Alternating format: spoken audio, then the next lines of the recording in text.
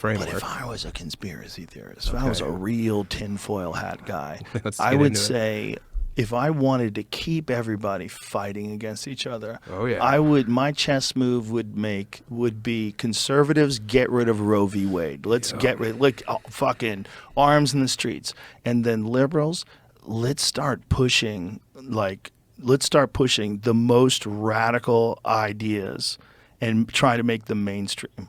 The most radical ideas, like exorbitant taxes for the wealth, income inequality, like ignore all the money the same side is pumping into the military-industrial complex. Ignore all the influence of the pharmaceutical companies. Just concentrate on social ideas. Hell yeah, and dude. Push them and get wacky people in your cabinet, even if these people are totally incompetent. Yeah. If you can say this is the most diverse cabinet that's ever been assembled, and that's what they do say. Yeah. And then you got that fucking crazy dude with the beard who wears a dress, who's non-binary, steals women's luggage. Oh, yeah. That fucking dude who's in the White House in charge of like getting rid of nuclear waste or some shit. Yeah.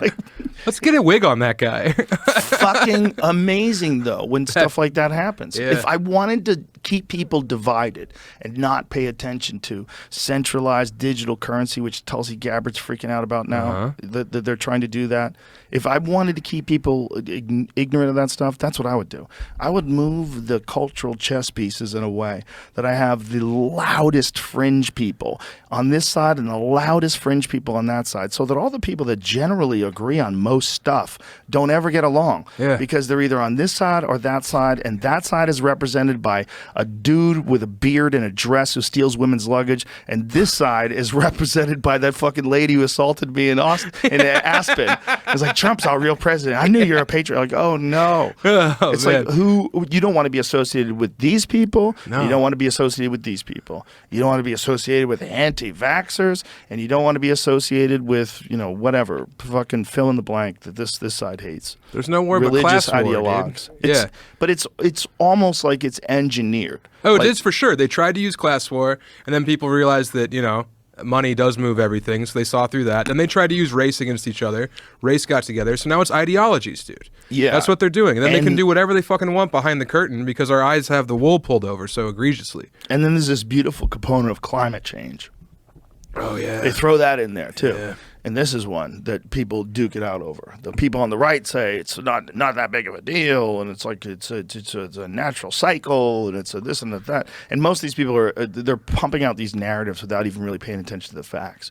And then there's other people that say, we're going to boil in 30 years. The ocean's going to boil. We're all going to die. Yeah. But the more time goes on, the more we look at this whole trend of the weather, the more it occurs to me, at least, that it's never been stable, ever, in the history of the world. It's all fucking like this and that, and it goes ice age, and it gets crazy hot, and it goes cold again. It's like, it's always done that. It's not like if we don't do anything, it just stays stable. So let's just say that right away. Even if we didn't exist, this fucking thing is not stable. Even if we did not exist. So then the question is, how much do we affect it? And we definitely affect it. For sure. There's no chance we don't. We're pumping gas into the atmosphere. Like what kind of an effect? It's having a warming effect. Like, how bad is that warming effect? That's what we need to know. And what do we have to do to stop that warming effect, or at least slow down that warming effect? That's what we need to know. But all this fucking panic and hysteria, and you need to get rid of this and get rid of that, and we're going to go all electric. Like, what the fuck are you talking about? What are you, pro-lithium mining in the Congo? Yeah. Is that what you are? Are you pro-child slavery to get cobalt? Right. So where are you getting these batteries? How are you getting 8 billion people to move around electric cars? Where do you get those minerals? You don't. They literally don't exist. No, there's not enough. There's not enough. But there's also no ethical consumption under capitalism and all that fucking Marxist stuff, that's like true but also sounds tried at this point. So it's like, I think that we'll be lucky if we make it to 100 years to see the seas boil without some kind of economic collapse crushing us, so we're out there selling our holes for bullets and salt. Well, I think we're going to have an economic collapse, but I don't think the whole world will. I think what happens is but don't just we move what the needle always on happens. the world, though? For now, but what happens is what always happens. A new empire takes over. Sure, China. And China's using quantum computers to hack all of our fucking shit, dude. They're saving all of our information to the point where they can get quantum computers, and then they can hack everyone's PIN codes and bank accounts and just steal all the money from America. That's the big move.